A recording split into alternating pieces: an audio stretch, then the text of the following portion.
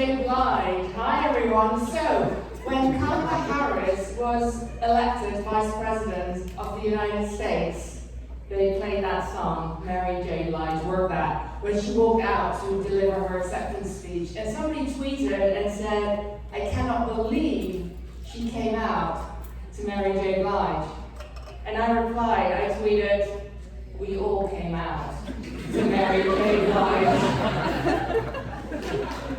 Thank you. I am Lalita Dee. My Starbucks name is Karen.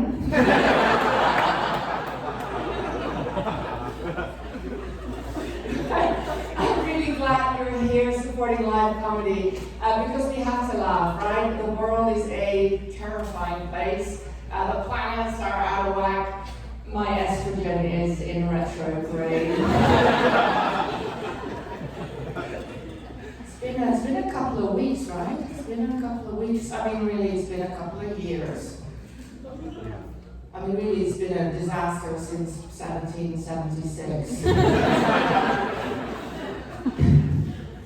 Actually, it's been downhill since 1492. 1492, in case you don't know, is the year that Christopher Columbus visited the Americas. Christopher Columbus is the man who's most famous for going west when he was supposed to go east.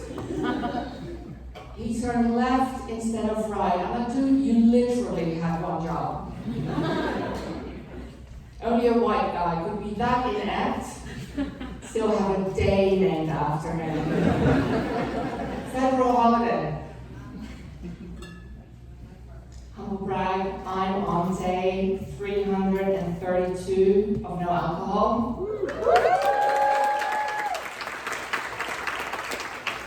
hope you enjoy your drink, I'm not jealous. But let me tell you, first couple of weeks, rough, just rough. And the next few months, not gonna lie, not easy, very challenging. But now that I'm almost a year into it, I can honestly say, I hate it. I hate it so much. You know, I just hope one day I'll look at alcohol the way I look at sex with men. Like it's okay, but it's not for me. Not my thing. Like I'm never gonna do that to myself again. Sex with men. Undecided about alcohol. I have a thing for younger women. I get that from my father. Hey, you know what's hard? Some of you may know this. And we have some very good-looking couples here, but some of you may know what's hard about dating someone who's hotter than you. People don't necessarily believe you're a couple. Like if you have it happen, like they'll look at her, they'll look at me, they're like, what? No. No. That used to hurt my feelings until I realized the only way people could make sense of that situation is that I have that big dick energy. I'm like the Pete Davidson of lesbians. And I do have a big dick. I just don't have it with me right now.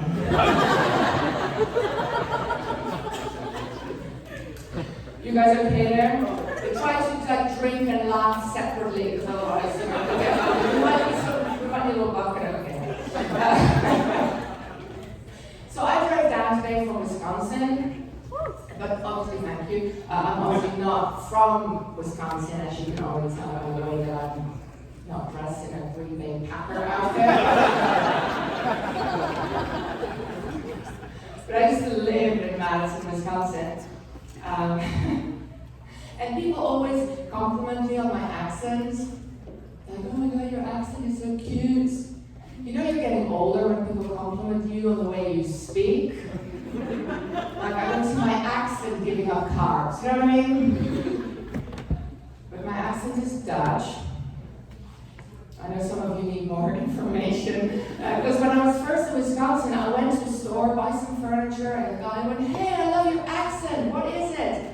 And I said, it's And he said, that's cool. So how are things over in down in Pennsylvania?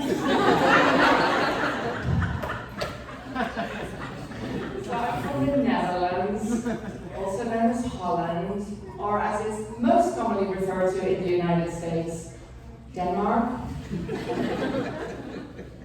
I love how this joke does not land. Google it later. It's fine. So when I was living in Madison, one year I drove up to a place called Little Chute, Wisconsin. Little Chute, Wisconsin is a Dutch settlement. They have a windmill and everything. They have this heritage fest, and in my naivete, I thought, that sounds like fun. So I drive up there and I go to a souvenir shop and I tell the lady, hey, guess what? I'm actually from the Netherlands. And she looks at me and she goes, well, I hope you came with the right paperwork.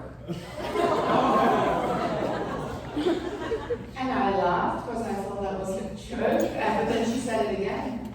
Hope you have your documents. And I'm like, excuse me, old lady.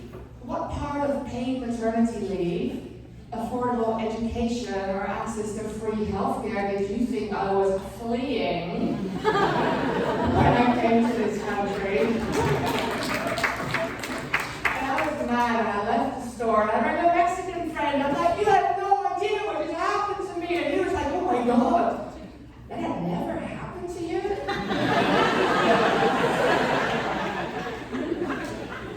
So whiny white lady.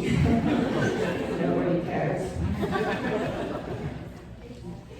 I live in the Bay Area now, and I like to go on little road trips around California. And I used to like to stop at these saloon bars they had. I felt like a tourist, like the Wild West.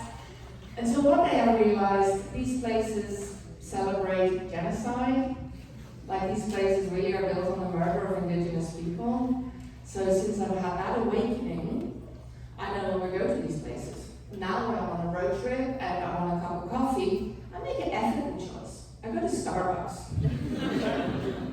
Second Starbucks joke of the night. We'll see if we can keep those going. So I, as Jess already said, I co-host a podcast called We Heart Mom Jokes. Mom jokes are like dad jokes, but funny.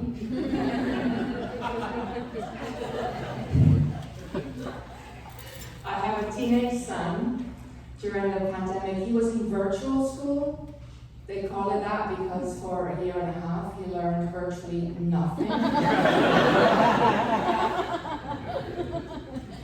He says it doesn't matter because he's going to be a professional YouTuber.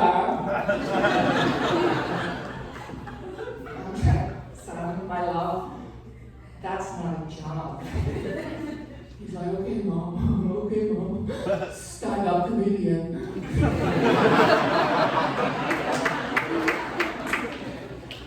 I hate it when he's right. I did not teach my son Dutch, my first language, and people get judgy with me about that. They're like, oh, you did not want to continue the linguistic lineage? And to those people I say, have you heard Dutch? Like, have you actually listened to it?